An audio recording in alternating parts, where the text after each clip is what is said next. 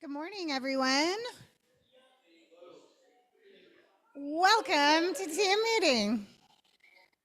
What's good? What are you grateful for? Let's do some bucket filling. What was the weekend that bad? Oh my gosh. I mean, just a huge shout out, I think, to Broker Dave and staff in general. I know that there was a ton of questions in the last 10 days about everything that's going on, and I know that he fielded calls, and we had a good WITSE call today, so I was able to ask some specific questions at that time. And so, yeah, thanks for Broker Dave and all the leadership, because I think this is a really good opportunity to make a lot of money, and I think you guys have set us up to do it, so thank you. I want to thank Mark Robinette and Barb Sully for doing open houses for me this weekend. I appreciate the exposure for my listings. Yay. I was going to return the thanks because I'm really appreciative of the new Roost meetings and some guidance and clarification on things there. So thanks, Rick and Marita, for leading that. Slightly delayed, but I'd like to thank Marcelo for holding an open house. And I'd like to thank Broker Dave, Corey, Linda. They're always stepping up and they've got your back. And they're an awesome team to be a part of. You're a rock star too, Nick. You've done a great job. Who else? Mike and then Mackay. I'm gonna pull Lee Stern because she is out of town, and I've got 3 of her listings that she needs held open this week. I will put them in the Facebook group because I was trying to get to my spreadsheet there. But 3 open houses, all central here in the Salt Lake County. So if you're looking to help out Lee Stern, which I would suggest, yeah, hit me up. I'll put it on the Facebook group. Cool. Thank you, Mackay. So Reagan and June helped me out big time while I was away at Mega Camp. So just thank you for covering the front desk, guys. Thank you. I wanted to thank this. Oh, I can hear myself in the speakers on this thing now. I'm not used to that. Excuse me. Yeah, thanks to the Stern team. I mean, I don't see anybody other than Mike from the Stern team in here at the moment. But I mean, I ran an open house for Stephanie last weekend, but the Stern team has just been a big deal in helping me develop my business. In as much as they've given me, I have no idea how many open houses to run. And open houses have been a great lead generator for me. Also, Marita's hair looks great. You're never going to get tired of that, are you? It's not necessarily work. This is really loud, work related, but thanks, Brant, for always watching Penny. I have like 2 big mega camp, and then I've got another trip coming up. It's just very nice to have someone who can sometimes bring her to the office so she can still be the little mascot. Love it. Love it. Kristen? Hi, I'm Kristen Packer. I come every few months and say I'm going to be here a lot, and then a few months. Listen, I had a baby last year, and I was not prepared for the amount of. Anyway, the point is, I just want to say thank you for always welcoming me back every time I come. I'm not going to say I'll be here from now on, but I really do my best, and I'm just grateful for everyone being so friendly when I do show up. That's what I wanted to say. I'm happy to be here. Anybody else? All right. New agents, guests, visitors, where are you? And please introduce yourselves. I know. Sorry. Hello, my name is Roger Maldonado. I'm new. Well, I'm trying to be new, but I'm currently getting my license. And welcome to. Well, good to see you guys. Welcome to you. Okay, so the Cultural Icon Award last week, Kelly Favero had that, well deserved. And he's not here today, but he sent me a little list of who this next person is. So he said it was an honor being the cultural icon this past week. Thank you, Tamara. And I'm thrilled to pass the torch to an always inspiring agent with the best hair in the business, my friend Lisa Edgington. Lisa has a magnetic personality and a no-nonsense approach to real estate that I've admired for years. Thank you for being an inspiration. So Lisa is one of our St. George partners, and she's not here either, but if you want to reach out to her and send her a congratulatory text, that would be Much appreciated. Broker Dave.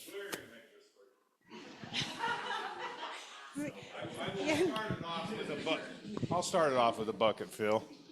I would like to fill the buckets of all of those of you that I did not talk to this weekend. You know,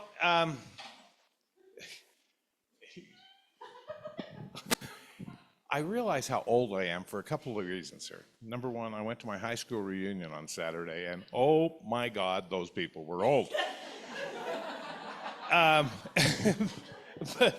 But you know, I go back and I talk about things that just happened the day before yesterday in my mind, and then realize that some in particular weren't even alive at that time. So I really kind of date myself. How many of you remember when we came into the year 2000?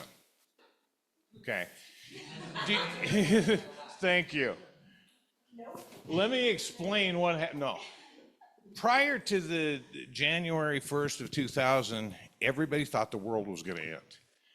I mean, computers were going to shut down, and they're going to reset to 0, and the stock market's going to collapse, and literally everybody was going to party on New Year's Eve because it was all over tomorrow, and that type of thing.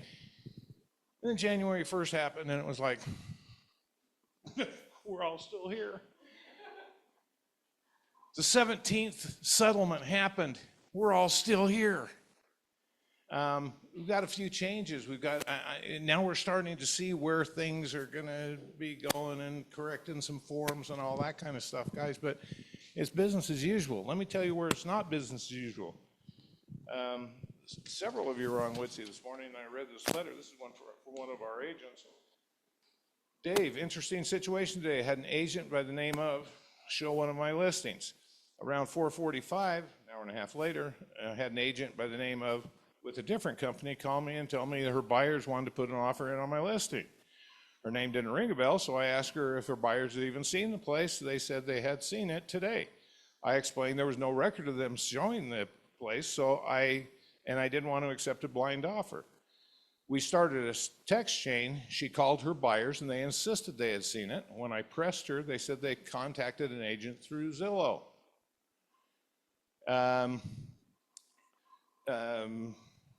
So I asked if they showed it to him. If he showed it to them, then he should have had a buyer-broker agreement with them, and that would put her in a difficult situation. So we've got people out there showing. They pointed out to me, have you all seen the Zillow touring agreement? If you go on Zillow, it basically says that the sole purchase agreement is for broker to consult with buyer regarding specific properties. Anyway, it basically says you don't have to sign until the second property.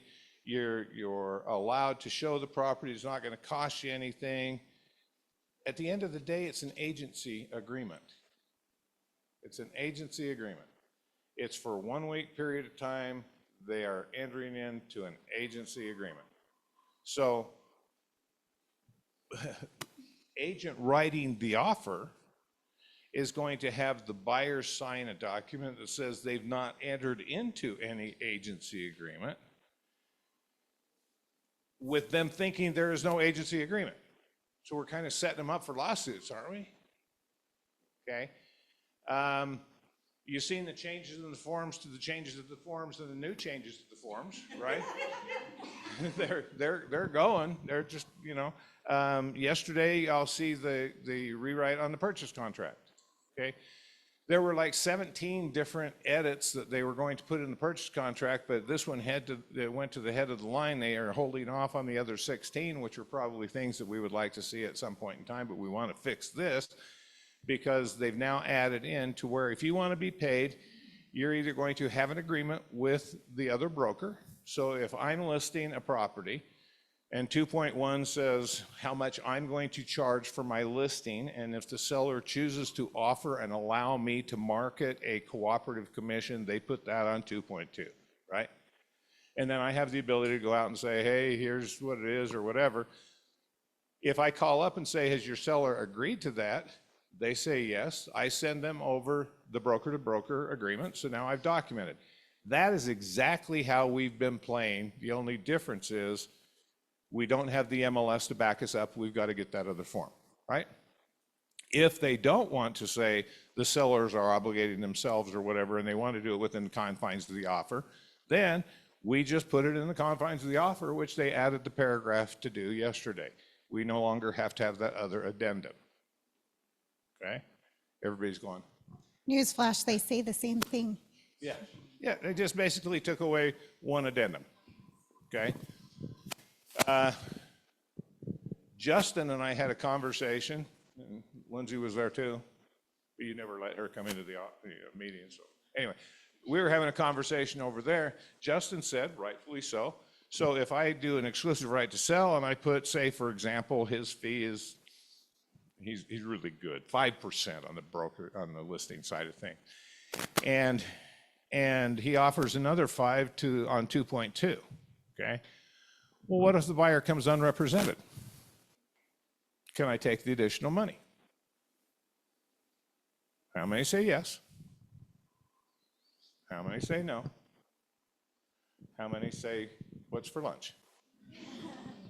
Okay, the answer is no. You can't take the additional because the attorneys are looking at it this way. When you enter into that agreement, you owe your seller the duties of fiduciary duties of loyalty, their interests above all others.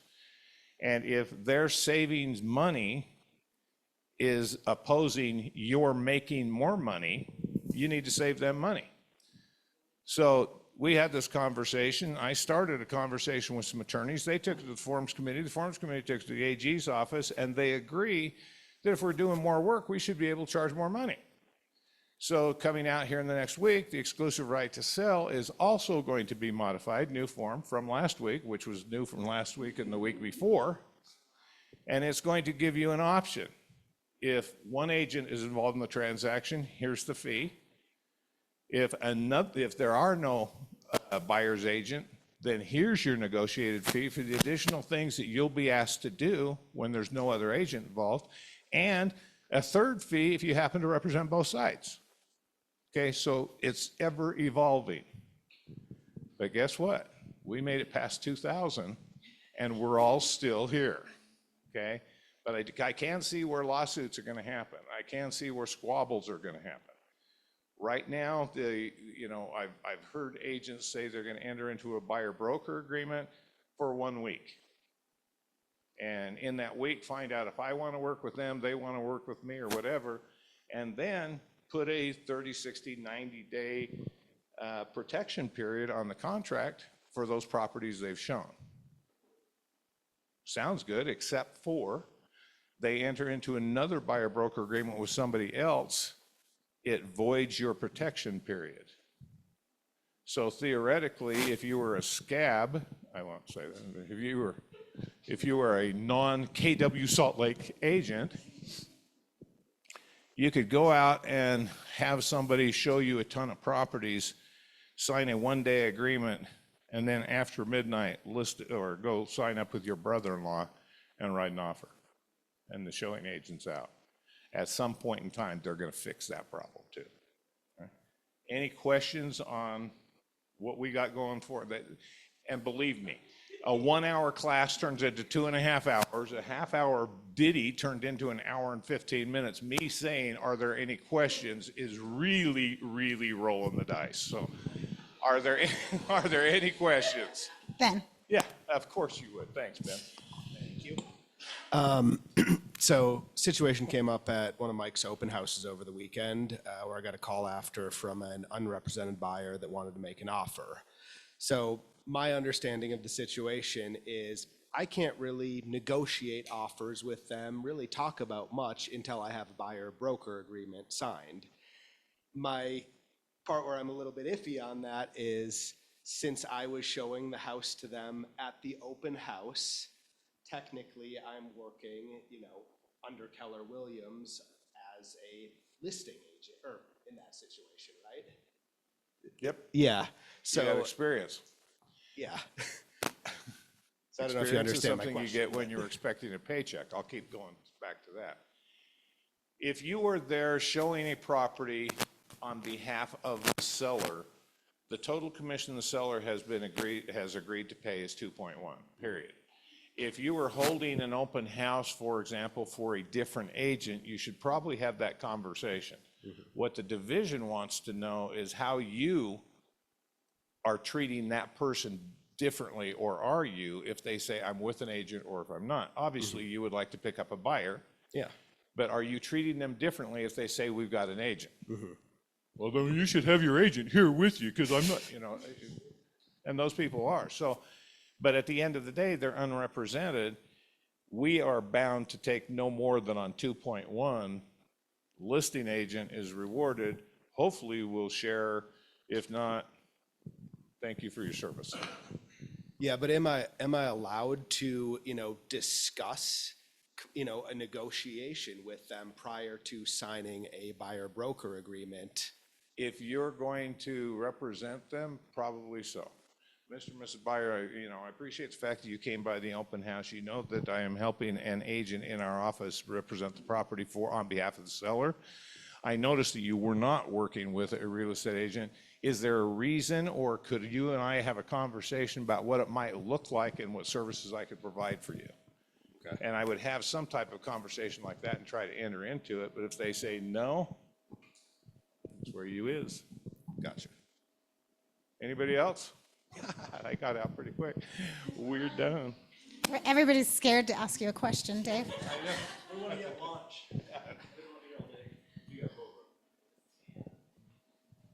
Sean. So we've got pretty light stuff coming up the rest of this month, but we do have some cool stuff we discussed last week that we'll be rolling out in September. Once we get a couple weeks into this, a month into it, okay, what are some best practices that we've learned? So more on that coming up. But for the rest of the month, we just have a couple things. So right after team meeting, Brand's hosting Mortgage 101, discussing seller concessions, what they can use with those to, obviously what we always have been using them for, but maybe some other stuff. So right after team meeting here in the office. Okay, Thursday we've got two things. We have Kimber teaching here in the office from 10 a.m. until noon, 2-hour CE classes, 2-hour CE classes, 6 personal perspectives. And then right after that, we have our monthly wealth building with Justin Pouchard and Spencer Williams. So if you guys have any interest in learning how to, the 6 personal perspectives is awesome, and also Justin's wealth building, stick around for a couple hours on Thursday. Wrap up August, a week from today, right after team meeting, Yancey will be teaching home warranty CE training. So I don't really exactly know what that curriculum is about, but if you guys know Yancey, it's going to be good, valuable information, and come get a couple hours CE credit. Everything's on the link tree. Thanks, Sean. All I got it. Again, for those of you that are interested in getting into the commercial real estate world, we are hosting the CCAM Foundations class at the beginning of September. If you have questions about that or are interested in that, please talk to Shad. And Spencer, where are you? Literally, you got a haircut and I cannot figure out who or where you are.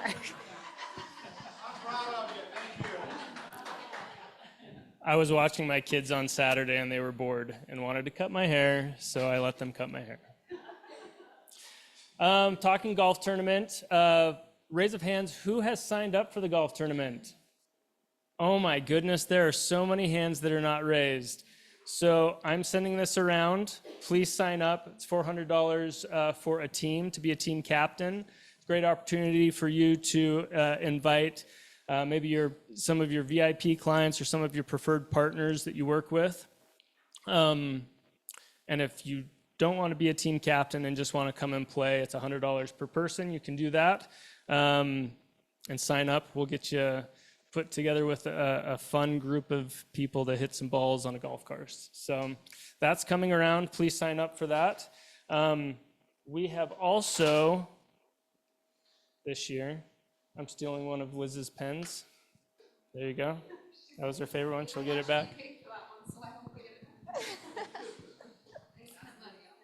So we also have a special guest today. We have partnered with an organization, a local organization called the Motley Squad, as part of the charity event this year for the golf tournament.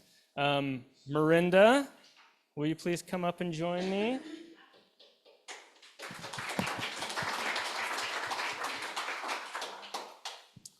So Marinda, how many years ago did we start Motley Squad? So 4 years ago, it was 2020, which, was a great time to start a social group. But we had these kids, these teenagers with, most of them have autism spectrum disorder. Some of them, we opened it up to the neurodivergent umbrella because there are a lot of other challenges, neurodivergent challenges that fall under that umbrella that make social engagement really challenging for these teens. Yeah, so the Motley Squad, as she kind of touched on, is an organization that helps neurodivergent, young adults as well or teens up until young adults to have some social interaction. After talking with her a little bit, younger kids get a lot of support in that regards, but when you hit junior high school, there's less support for that, for these individuals that are looking for social interaction. They're people like you and I that want some sort of connection, and it's a little bit harder for them to do that, right? Yeah, absolutely. I think the challenge is that because of their difficulties with socializing, we tend to make the assumption that they don't care about social engagement or that they don't want social engagement, when actually the exact opposite is true. So often these individuals are painfully aware of what is going on around them socially, but feel totally incapable of engaging in that social world. And a lot of times it is a social development issue. So they're just so far behind in that social development that we all, most of us that have developed, typically we go through preschool, kindergarten, and we hit these social milestones pretty naturally because we're wired that way. But for this particular crowd, those social milestones just don't get hit. And we don't realize how much the social milestones of high school actually prepare us for life. They prepare us for getting jobs, for communicating in the communities. And so we tend to sort of think it's cute that, our teenagers have drama with friends, or that they're, going to the prom, or there's drama around the prom. But like all of those things are important parts of our social development. And when you're totally on the outside of those social circles, when you don't have the opportunity to learn and grow socially that way, it does affect your ability to go on and hold jobs and be contributing members of a community. Yeah, and one thing that I always thought was interesting, autism spectrum disorder is very prevalent in our society, and it's not always visible, right? Yeah. These are people that walking down the street, you may not even know that they have certain struggles. Yeah, so I think just as a data point, 1 in 36 people are diagnosed with autism spectrum disorder. That's 1 in 36 8-year-old children, according to the CDC. 1 in 3 of those have severe autism. So severe would be, you could definitely tell, but the rest of that number are people that are typically kind of falling through the cracks. They're falling through the cracks in a million different ways because we overlook them as people with disabilities, or we overlook them because we don't recognize the actual need and the support and structure that they need. So what are some of the things that you guys do with the Motley Squad to make it a fun environment for them? What's some of your favorite things? So this is like my favorite thing to talk about. So we really just started let's just hang out. Let's just have regular hangouts. What would it be like for a bunch of teens who are struggling to make friends to just get together and watch movies and eat pizza? And that is really what we started with. Come to my house, we're gonna watch movies, eat pizza.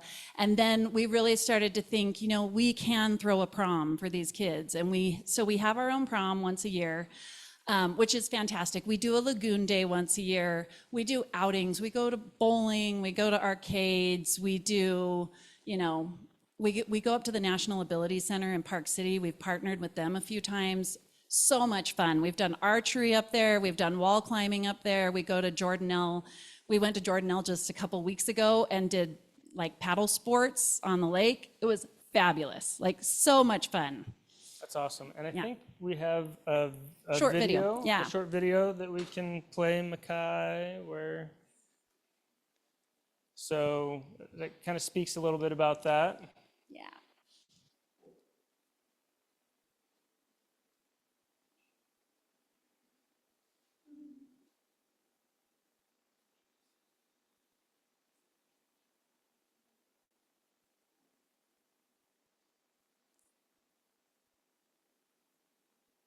So you can find our organization at themotleysquad.org if you want to learn more about it. I did hand out just the basics about our mission, what we do, and our vision for the future. We're really trying to build on this and develop pre-transition, pre-employment transition services.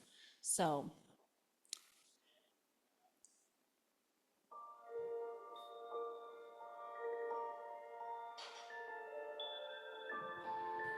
The Motley Squad is a social group for neurodivergent teens in Utah.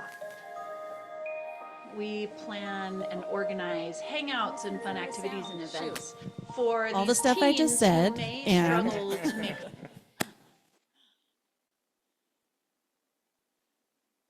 Maybe if we click struggle to make friends on their own.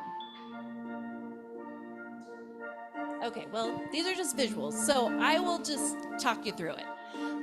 Basically, we started out with just 6 The Motley kids Squad in my started because house, and I we have now a son serve over who 30 is on the teens autism and spectrum, who 15-ish also has young other adults. challenges. This is my had son. My this son teenage Eli has son who was autism. looking He also at has me, intellectual asking disability every and some day, other like, challenges. who are my friends? So And we started this it kind of broke my because heart he because was I lonely. recognize that there's And this the truth need is, for these teens 1 in to have 10 and make friends, teens but this and young adults with difficulty autism in spectrum gathering those disorder friends for will themselves. attempt suicide. 1 What in if 5 my of son's not the only those, one going 1 through in 5 this? women What with if I reached autism out spectrum and disorder will sought attempt out other suicide families at that least are once. seeing this kind of loneliness So with this their isn't neurodivergent cute, teens? right? We're trying to do something that matters snowballed from and there. that has a vast impact. That was close. Mom, look. We take him to Lagoon. It's fantastic. It's really important to me that our teens don't have to come with And money it in their has been pockets in amazing order to because we've had participate. some teens hanging out with I us would for never 4 want a years teen that to feel have left come out or for a of their family to feel shells. like their I teen mean, couldn't participate because they couldn't like you afford wouldn't to send them believe, to the teens that movies wouldn't or to talk do to the archery anyone or to at do any of first, these and other now will things. come to the prom and The like funds that we bust a use, move on every the single dance floor. dollar Like goes it's to amazing. teen activities. They go to the pizzas that This we was buy, our the first Motley prom. the venues that We had use. 20 teens at our These first things prom. all Our cost second money, prom, and the we last thing I had want to do is over create 50 one more program for individuals these parents because they, that is a got financial dates and burden friends for with them. and we're serving now This year we have twice as 45 many teens that as we come had last regularly, year, but closer and we're to gonna 60 need twice with the the ones that funds. kind of come and go a little bit. Every single dollar that you donate goes So to our these donations, we teens. run entirely on donations right now. We're When working you on donate grant writing. to the Motley Squad, and you aren't just making my some day teens job is happy. teaching. You're not I'm just an giving English some teacher. parents a night off. And so from their all of us teens. that are working with these You're teens and young actually adults are contributing to volunteers. a So better we're all community just because making you're this happen, helping kind these of willing teens it into grow existence. This in is like their the ultimate social grassroots. abilities. Just started from our house. So yeah. Do you have any questions? Is there any burning questions? I don't want to keep you, but the ages. So we tailor our hangouts to high school aged teens, so 14 to 18. And I have had to be kind of a stickler about that. And it's a little bit hard because I know a lot of people would like to start a little bit earlier, but we want to make sure that it's teen focused. What happens in a lot of these communities and with a lot of services for teens with neurodivergence or something is they're very juvenile. They tend to treat these teens like kids, like little kids. And we're trying to do the exact opposite. We want to let them be teens, treat them like teens. And so it's important to me that we don't have younger kids engaging. Yeah. So it's still located at my house. This is my first order of business this year, is like trying to get enough funding to get a space, which is how I got connected with Samantha. So Yeah. So they are set up as a 501c3. So this is tax deductible write-offs for any donations that come through. So signing up for the golf tournament definitely qualifies for some of that. You know, they are looking for a space. So as you guys are out doing our business on a daily basis, or you come in contact with a potential client who's selling, you know, maybe a commercial space or something that might fit their needs, chat with Samantha. She's got some more information or details on that. This really is a grassroots organization, really just getting started, and we are super excited to be a part, a small part with our golf tournament, the golf tournament. But we appreciate you being here today, and if there's anything we can do, please let us know. And we'll see more of her and our friends at the golf tournament. So that sign-up sheet's going around. Sign up for that. And if you guys have any additional questions, you can reach out to me, Samantha, and we can connect you with Miranda as well. Thank you so much for having me. I appreciate it. Oh, I have stickers. If you want to take stickers, they're great for water bottles or children. I'll just leave them up here for you. Thank you so much. So yeah, sign up for golf because it'll be fun. Just a reminder that on September 2nd, the office will be closed and we will not be processing checks that day because the banks are also closed. So have a good Labor Day weekend. And can I have Makai, Annie, Mike Walters, Jeff, and John come sit up here, please? So as you all know, a bunch of our agents were down in Austin last week for Mega Camp. And word on the street is it was probably one of the best mega camps you could have attended. And unfortunately, the attendance was really low. So thank you all for going and learning. And we would love to hear some of your takeaways. So I sent you a few questions. And these specific people are up here because these agents represent a portion of all of our businesses. So we have Makai as part of the leadership staff, Annie as a mega agent, John and Jeff as a small team, and Mike Walters representing the Stern team. So hopefully there's some relatable content for all of you here. My first question to you guys was, what was your biggest takeaway from Mega Camp? Makai, you want to go first? So mine was, it's kind of a simple realization, but that really just kind of opened my eyes to it. It's just problems that I'm facing within my task, just kind of operations, that kind of stuff. The wheel, I don't have to invent it. It's already invented. People face similar problems, and it's just the fact of me kind of reaching out, plugging into resources that are out there, talking to people who've experienced this, and just creating synergy. Because like I feel like my potential's here, but if I really tap into, again, those resources and making synergy out of how I'm working, my potential could be here. So that was my biggest realization. Love it. Same question. Same question. All right. Mine came out of the CEO summit that happened on Monday. So Gary came out on stage and he asked the question, what is tough? What is toughness? And he was relaying it to, you know, just how the market has changed over the last few years. And for many of us, it's tough. And he spent the next hour really going through how we as agents can become tougher, right? We can become anti-fragile, as he spoke about it, which is the opposite of being fragile. And in a market like this, being tough, right, is going to be what gets us to the other side. But he didn't stop there. He talked about how we can become tougher in all of our other areas of our life. So we talked about the 7 circles and the one thing, right? How do we get tougher in, you know, our financial? How do we get tougher in our emotional or our spiritual? And you get tougher by putting yourself through strategic and intentional stresses, right? It's like going to the gym, and this is the metaphor he used. You go to the gym, and while you're getting burned, or some of you guys call it getting swole, you're actually tearing muscle fibers, right? And it's only when you relax and you rest that your muscles get bigger, Well, it's the same thing for us in becoming tougher in any of our spaces in our life. We put ourselves in intentional spots to fatigue ourselves, to stress ourselves, only to rest and get stronger. The important part, though, is remembering to rest, yeah? It is, yeah. I mean, if you try to work out, Justin Pichard goes out and works on bench press for 3 straight days, there's going to be a tipping point real quickly of his returns. You have to hit the other side. So, yeah, the rest is important. Great.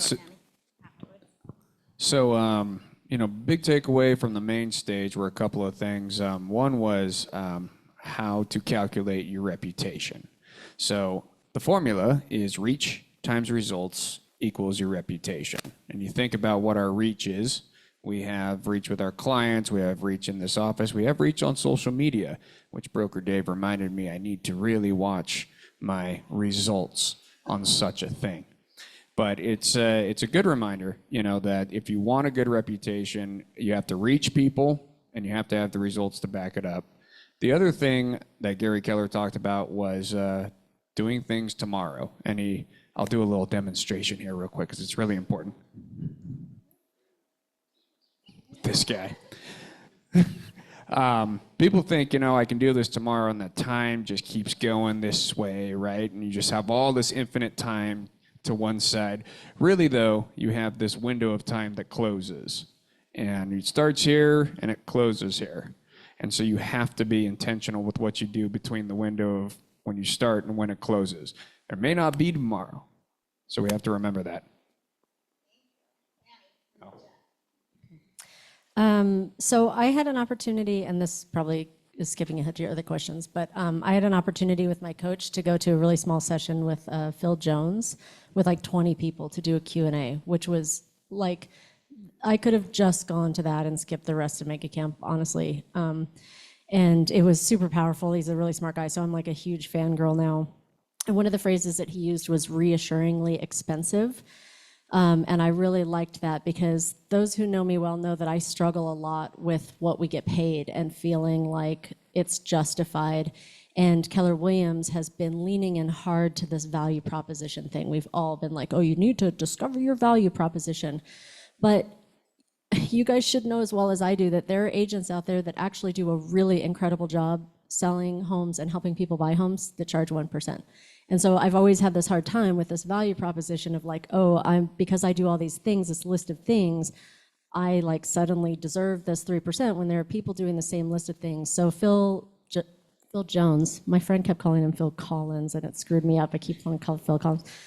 Phil Jones, he basically was like, if you're starting from your value proposition, you're doing it wrong because you're going to show up to your appointment and you're going to say, this is all the stuff that I'm going to do to earn this money. If you're starting out there, you're doing it wrong. You need to start from a place of value, as in you're giving value to that person in education. So for instance, a seller says, hey, what do you think I can get for my house? And you go, oh, I think you can get this much for it. Wrong. He says, you're asking me the wrong question. What you should be asking me is, how will I most effectively help you make more from your house than the market might suggest, or your friends might suggest, or other agents might suggest? So you're starting like from value, not listing your values, but educating them on the whole process. And especially with all this stuff, like I was not in WITSE this morning, but we should all be in WITSE every week right now because these forms are changing constantly and we should be having like the most information possible. So the idea of reassuringly expensive, like if you go to hire, say you're going through a nasty divorce and you're going to hire an attorney, are you looking for the cheapest possible attorney that you can find to help you in that? Like definitely not. There are people out there who want to spend money on a quality thing, and we should be that quality thing that people are shopping for. So we shouldn't be apologizing for our rates. This is a lot of me just talking to myself. I know some of you don't have a problem with this. But we shouldn't be justifying our costs. We should be reassuringly expensive so they know that they're getting the best possible person to guide them through that transaction.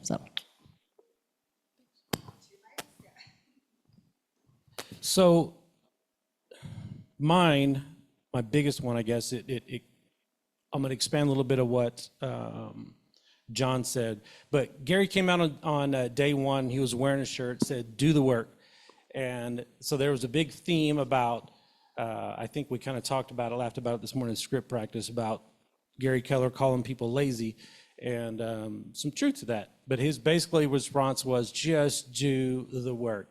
And he mentioned that life is a series of sprints, from being an infant to a toddler to a child to an adult, and so forth. And really, how do you win the day? And you focus on those sprints. How do you win the day? So if you can win the day, you can achieve your goal by focusing what those tasks are that you need to do.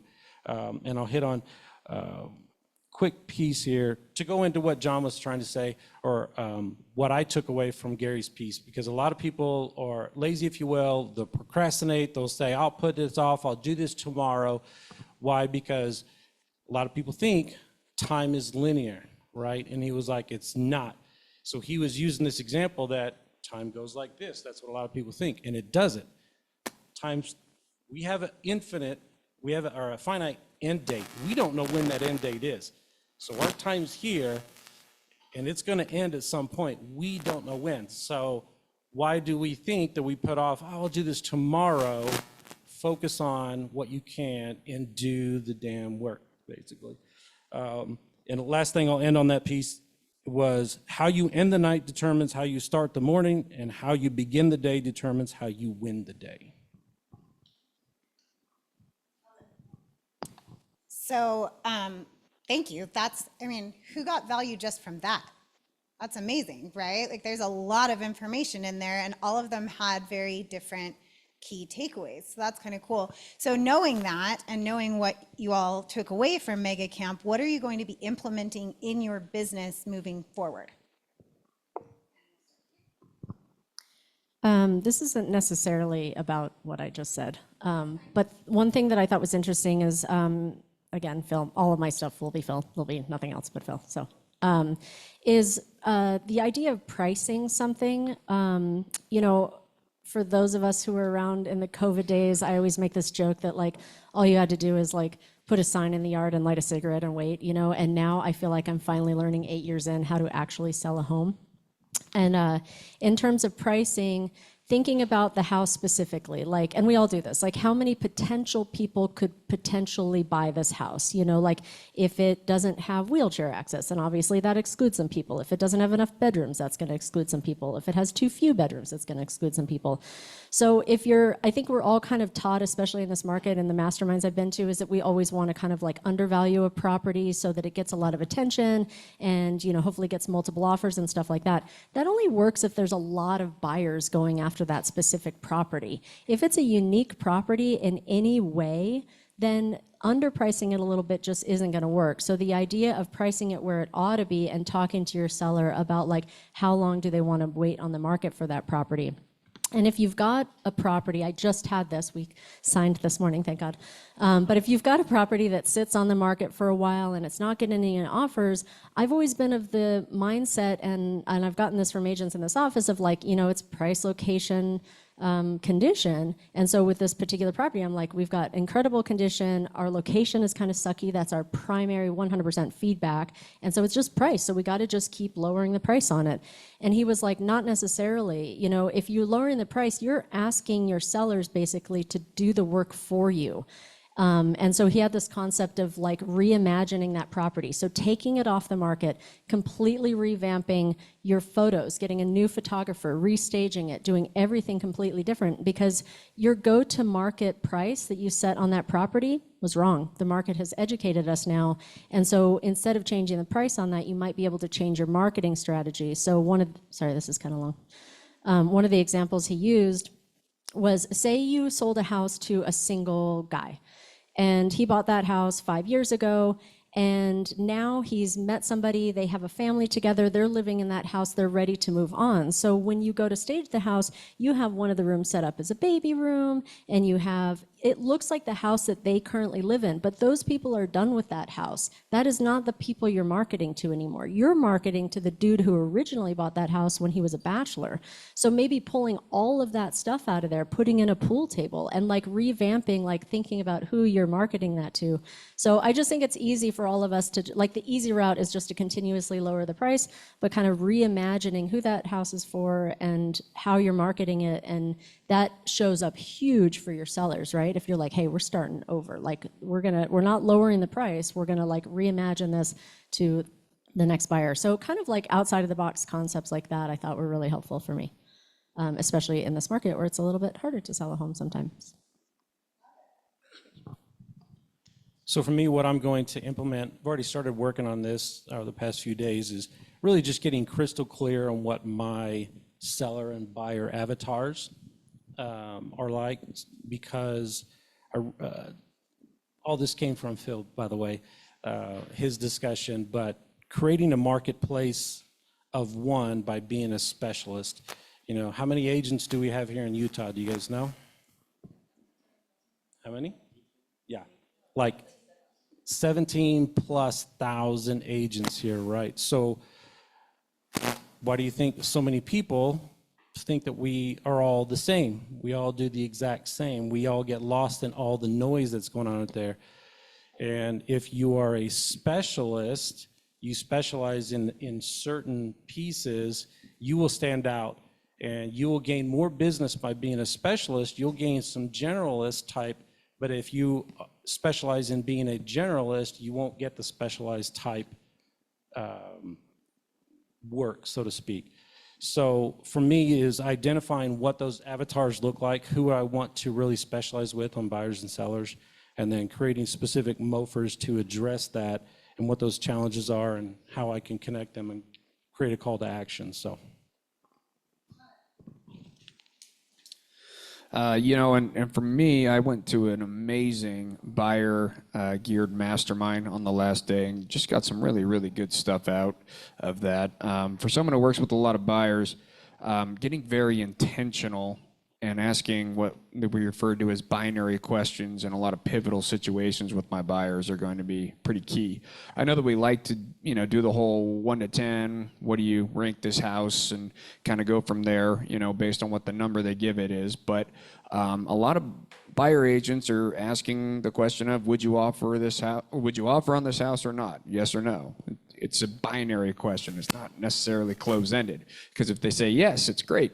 Let's strategize the offer. If they say no, okay, what does it need to have for you to want to offer on it? You dig in deeper there.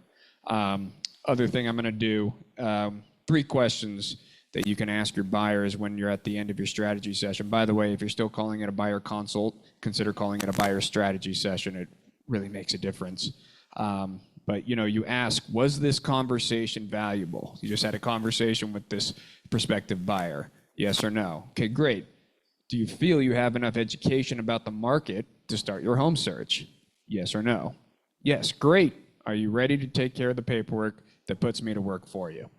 Lead them to that and then get the thing signed and get out there.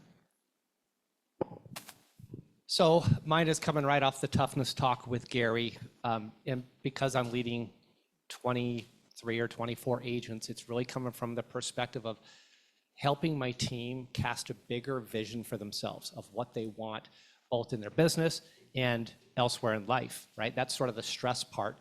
And then the rest part is helping them identify and working with them on how to time block appropriately so that they can hit what they're looking for in their vision. Okay, so this being my first time going to like a KW event like that, I was like prepped. People are like, you're gonna be overwhelmed, so just choose like a couple things to come back with that you can implement. So thank you to everyone who told me that, because that is very true. But 2 breakout sessions I went to gave me 2 really good pieces to come back with.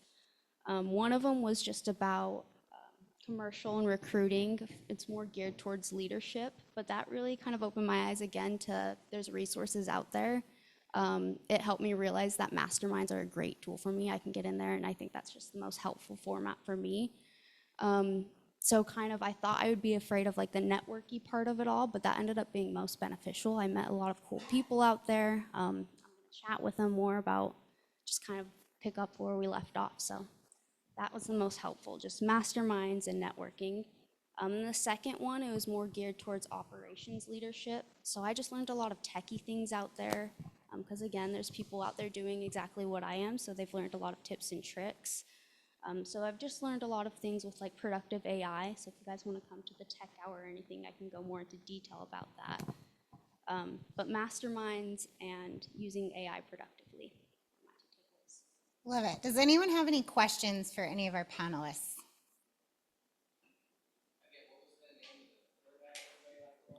Phil Collins. No, Phil Jones. Phil Jones. Yeah, exactly what to say is his book. Every morning at 8:30, we use his cards for script practice. So if you don't know what to say, come meet with John and Jeff in the morning and know exactly what to say. Well, thank you all. And if you all have further questions, I'm sure you could pick these guys' brains because they learned a lot there and they might be just a little small step ahead of where you might be right now. So thank you, all of you.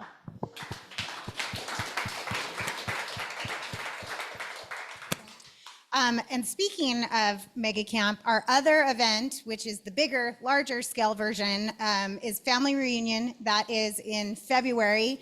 The tickets are on sale right now. They're at a $100 discount currently. It's in Las Vegas again. Everybody's like, yay, or they're like, ugh. So take your pick. But it is going to be a really valuable conference once again.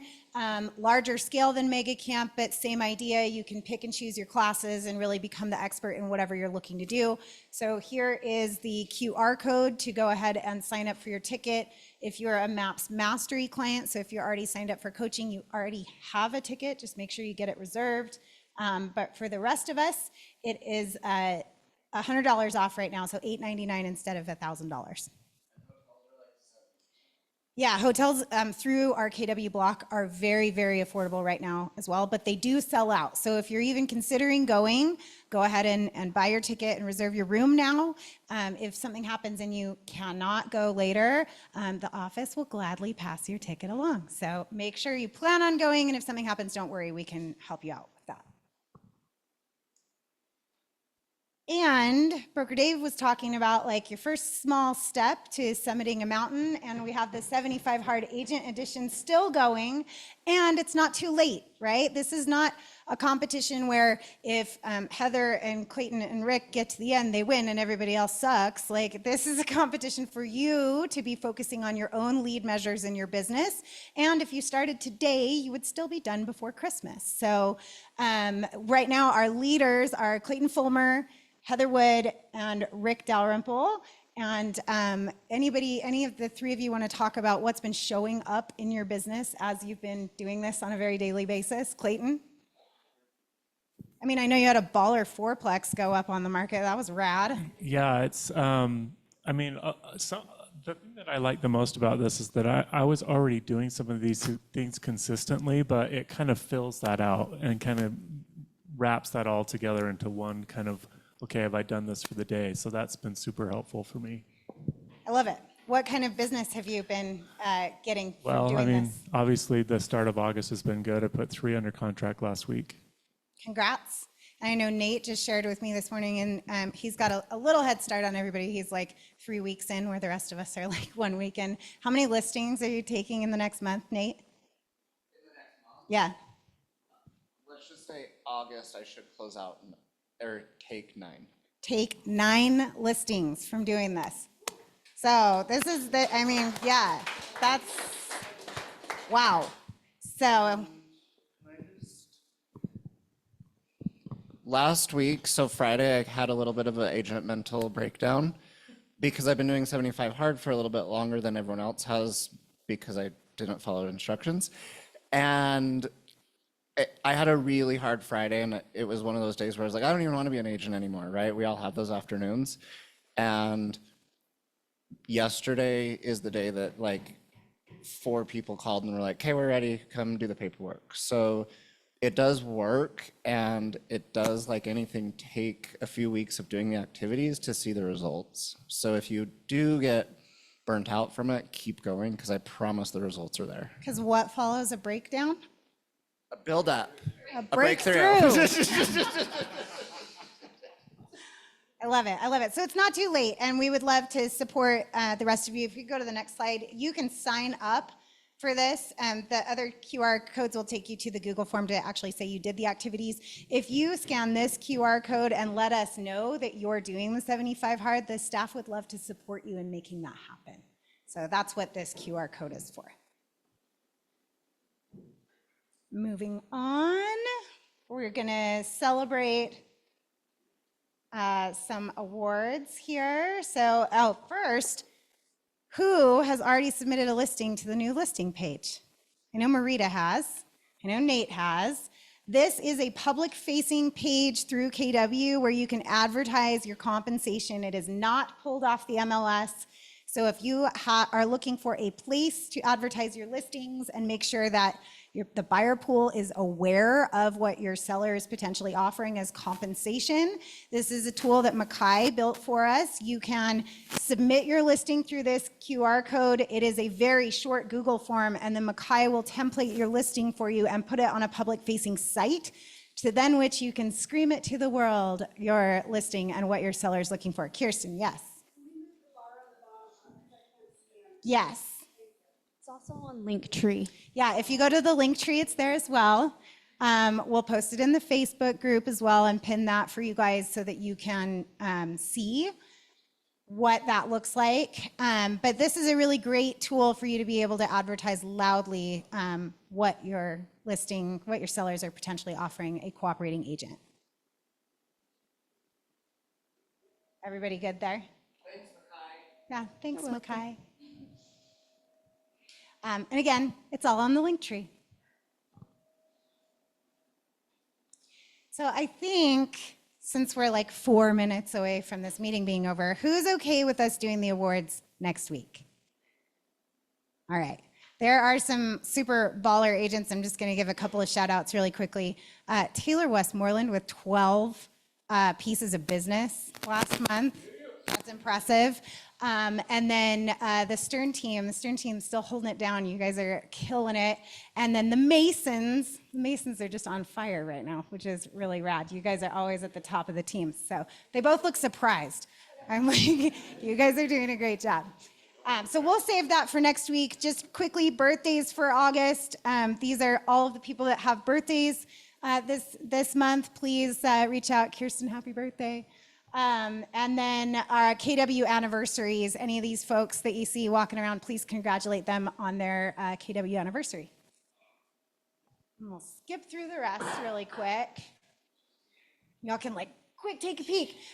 Your slides, if you are on the awards, will be available for you on Wednesday, and then we'll celebrate you next week. But in the interest of making sure I get you out of here and get your tacos, I would love for Chad to come up and chat with us about IBEX. I got some tacos. Is anybody sick of tacos? I bring those all the time. Oh, good. You guys are awesome. Hey, wanted to give some shout outs. Jake helped me with getting the tacos in this morning. Where's Mike? Mike ran to the elevator. I had these big, huge taco boxes. Thank you. And you put up my things out there. Thank you. I appreciate it. So when I was growing up in 9th grade, I had a wonderful basketball coach. I loved hoops. And one of the things that made this coach great is how hard he made us work. One of the exercises that we had at the end of our basketball practice was ladders. Anybody familiar with those? Oh my gosh, I hated ladders. So you start from the end line, and then you would run to the foul line, or the free throw line, I'm sorry, run back, run to half court, run back, run to the other foul line, run back, run. It was a lot of running, okay? So what our coach did is added this aspect into it. So after we get done running those, you didn't want to be picked by him because you had to go to the free throw line right when we were done running, and you had to shoot 2 shots, and you had to make them both, or the whole team had to run them again. Oh, yes. It was horrible. You didn't want to miss those shots. Now, I missed them on occasion. I made them on occasion, but I missed them on occasion. The way I liken that to what we do at IBEX is we work incredibly hard to make sure that your customers are taken care of. We're always looking at new things that we can do to be able to help you in your businesses with warranty needs. So, sometimes we miss the free throws, but we're willing to work as hard as we can to make things right. So please get in contact with us. If there's something that doesn't go just right, we want to make sure of it. Now, the things that we've kind of done that make us unique in the business is we hire our own contractors. That gives us so many unique advantages. They just do stuff for us. They go out and take care of IBEX clients. We've vetted them, we know them. I just had one at my house yesterday looking at my dryer. They're awesome, amazing people. So keep that in mind. The other thing is our staff that answer the phones, they are here local. They answer super, super quick. Does anybody know how fast? I've said this a million times. They answer the phones. Close enough, 15 seconds. You were close enough. That's awesome. Yes, that's something that's super important to us. So keep those things in mind when you're looking to order a home warranty. We really want to work hard for you. Okay, I've got 2 Adventure Stops gift cards to give away here. How much is an IBEX home warranty? Oh, I saw your hand back there. I love your hat, by the way. It looks super nice today. There you go. And then the quickest hand on this one, okay? And I always have somebody that puts their hand up before I answer the question. Jake, don't do that. Okay, so on the next opportunity you have a recommended warranty, who's it going to be? Oh, I saw your hand right there. I appreciate it. You guys are awesome. Enjoy your tacos. Linda, thank you. I appreciate you guys. Thank you. Okay, before we go and enjoy delicious tacos, I have a question for Kristen with Real Advantage, but Jake, can you do it? Hey, Jake, what does the title company need from us now that we're past August 17th? So Kristen wanted me to tell you that if it's not filled out in the Rep C on section 4.4 laying out what the commission is, we need it on in the BBA. Or if the seller isn't paying a buyer commission, we also will need a BBA. But I know she mentioned earlier the preference would always be in the Rep C. So put it in the contract, you guys. That'll make your lives easier. Otherwise, Jake, who can no longer talk to us without me asking him a question first, which is silly, is going to have to also police your buyer agreements, which is lame. So thank you. And then wants and needs. Nate. So I'll have next week some recreation lots coming up in Monroe, in between Monroe proper and Fish Lake. So they'll be 50 to 65,000. They range from 1.1 acres to 1.6 acres. So if you have anyone looking for rec land, come let me know. Jeff, and then Mike, I got you. So I've got a townhouse coming up next week in Murray, 3 Fountains. If you guys are familiar with it, is 4-bedroom. It's right about 3,000 square foot. Should be priced right under 500,000. A place coming up in Syracuse, probably 2 weeks or so. It's a large place, 7 bedrooms. Great home, great lot. Still working on the price, somewhere right around the 700,000. I've got a condo that it's a top unit in West Jordan. It's one of those units that's just not for everybody. You got to climb the stairs, but it's just under 1,300 square feet. It's got 3 bedrooms, 2 bathrooms. It's been remodeled. 5 years ago, it was fully remodeled. Gorgeous. It's a 10-minute walk from Jordan Landings and next to Bangalore, of course, but it's beautiful unit, gorgeous views. It's right next to the Romney Park, so nothing obstructs the views of the mountains and the valley. $260 a month is the HOA. That covers a pool, clubhouse with a large exercise room, playground for the kids. There's 4 parks in the area. So it's just really a nice area. We've got it listed at $353, which is, for the study I've done in the area, it's a great price. And we're offering, can I say, 2.5? So if anyone has a need, I've actually got some sheets here. Okay, so I know I mentioned at the beginning Lee Stern's open houses. I just put them on the Facebook page, specifically one in Draper for 575 single family, one in Salt Lake City, 10th East at 700. So if you can help out, my team's got like 12 open houses this week, so we're really looking for some help. Thank you, Mike. Taylor? I've got a half-acre, like 3,500 square foot, oversized shop, up, down, like half-finished basement for a mother-in-law on the border of Highland and Alpine. It's going to be about 800, but we're still finalizing the price. So if you've got anybody that's looking for a nice home in Highland, I've got you covered. So. Melanie. Perfect, thanks. I've got 3 needs. One, a condo on the east side, 2-2. She cares about updated, single female, cares about safety, but we exhausted the MLS this weekend. So if you've got anything up to 450, then listing that is active no-show, just because we're not quite ready to show it yet, but they've got a contingent property in Oregon, so really motivated seller. It is accessible, so we're talking 0 entry, roll-in shower, so wide doorways. It was built with that in mind in North Salt Lake, and so we'll be going live for showings at 6:09, but 2,300 square feet. Brian Head is still available, but the comparable unit just went under contract last weekend, so we're seeing it uptick down there. So if anybody's got recreation property buyers for Brian Head, I've got that. Cool. Anybody else? Jeanette? I've got a townhouse just down the street, 3560 South, 13th East. I have mentioned it before, but Saw it. Come be my neighbor. 400,000, 2-bed, 1.5 bath. I do need help with an open house this weekend, and it's just been a little bit slow. So would love to get some activity going. And do you want No. We have one. My team is putting a listing live this Friday. It is by the U of U. We're talking 11th East and 4th South, like right by the U of U. It's a cosmetic fixer. All of the major deferred maintenance has been addressed in the last couple of years. It's a 4-bedroom, 2-bath. We're going to list it. Oh, and it has a garage with private alley access. We're going to list it at $550. So if you have investors over there, the ARV's in like the high 7s. So if you have investors over there, please bring me a buyer. I'd love that. Yes, oh yeah, of course. It's livable. It's just dated. It's kind of funky. Anybody else? And then an open house if someone wants to hold it open too. Okay. Enjoy your lunch and enjoy your week.